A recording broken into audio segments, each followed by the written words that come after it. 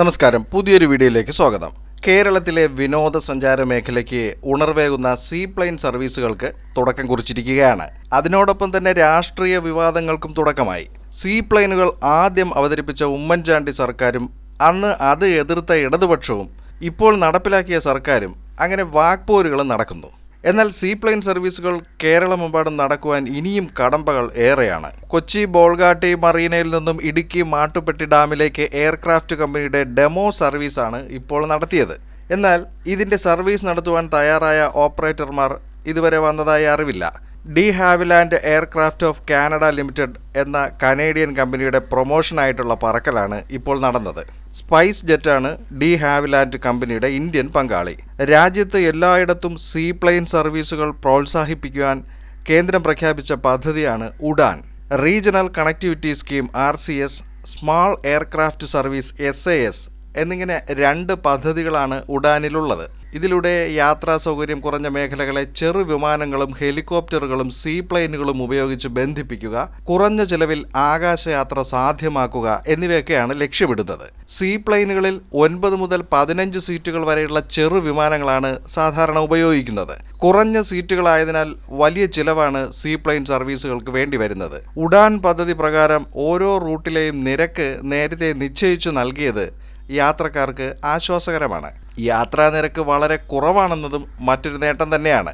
ഇതിലൂടെ വിമാന കമ്പനിക്കുണ്ടാകുന്ന നഷ്ടം വയബിലിറ്റി ഗ്യാപ്പ് ഫണ്ട് അഥവാ VGF വഴി സർക്കാർ നികത്തും. ടിക്കറ്റ് നിരക്കിനേക്കാൾ 3 ഇരട്ടിയോളമാണ് VGF നൽകേണ്ടത്.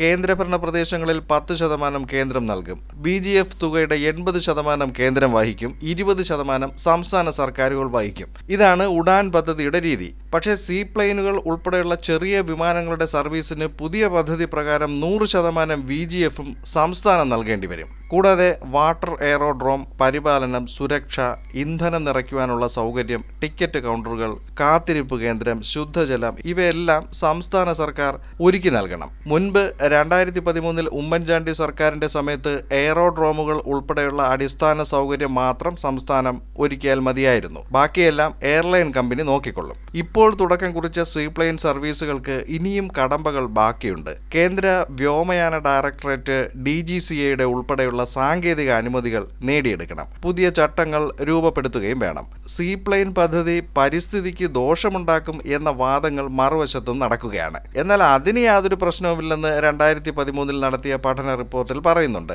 ആൻഡമാനിലെ ദ്വീപിലെ വാട്ടർ ഡ്രോമിൽ ഇതിനെക്കുറിച്ചൊരു പഠനം നടത്തിയിരുന്നു. 1250 മീറ്റർ നീളവും 1.5 മീറ്റർ ആഴവും 250 മീറ്റർ വീതിയുമാണ് സീപ്ലെയിനുകൾക്ക് ജലാശയത്തിൽ പറന്നിറങ്ങുവാനും ഉയരുവാനും വേണ്ടി വരുന്നത്.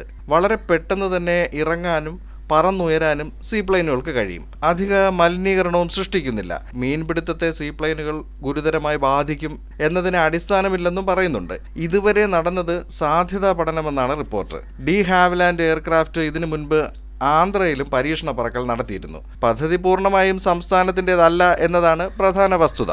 ഇപ്പോൾ ദക്ഷിണേന്ത്യയിലെ സംസ്ഥാനങ്ങളിലെ വിനോദസഞ്ചാര കേന്ദ്രങ്ങളെ സീപ്ലെയിൻ വഴി പ്രധാന കേന്ദ്രങ്ങളുമായി ബന്ധിപ്പിക്കുവാനുള്ള സാധ്യതയാണ് തേടുന്നത്. കേരളത്തിൽ ആലപ്പുഴ, കൊല്ലം, കൊച്ചി തുടങ്ങി 8 സ്ഥലങ്ങളാണ് സാധ്യതാ ലിസ്റ്റിലുള്ളത്. സീപ്ലെയിൻ വഴി ലക്ഷദ്വീപിലേക്ക് വിനോദസഞ്ചാരികളെ ആകർഷിക്കുവാനും കേന്ദ്ര സർക്കാരിൻ്റെ പദ്ധതിയിലുണ്ട്. സ്ഥിരമായി വിമാനമിറങ്ങാൻ വെള്ളത്തിൽ പൊങ്ങിക്കിടക്കുവാൻ സാധിക്കുന്ന പ്രതലമാണ് സീപ്ലെയിൻ സർവീസിന് ആവശ്യമായി വരുന്നത്.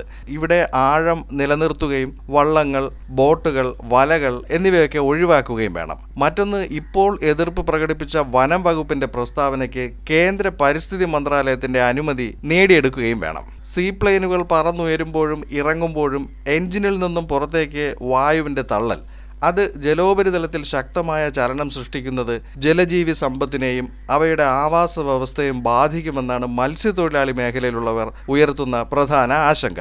എന്നാൽ ഇത് അത്ര ഗുരുതരമല്ലെന്ന് എതിർഭാഗവും പറയുന്നുണ്ട്. എന്തായാലും കടലും കായലും ഉൾനാടൻ ജലാശയങ്ങളും നിറഞ്ഞ കേരളത്തിൻ്റെ മനോഹരമായ ഭൂപ്രകൃതിയിൽ പുതിയ വിനോദസഞ്ചാര സാധ്യതകളാണ് സീപ്ലെയിൻ സർവീസുകൾ തുറക്കുന്നത്. വരും നാളുകളിൽ സീപ്ലെയിൻ സർവീസുകളുടെ പുരോഗതി എത്രത്തോളം ഉണ്ടാകും എന്നതും കാണാവുന്നതാണ്.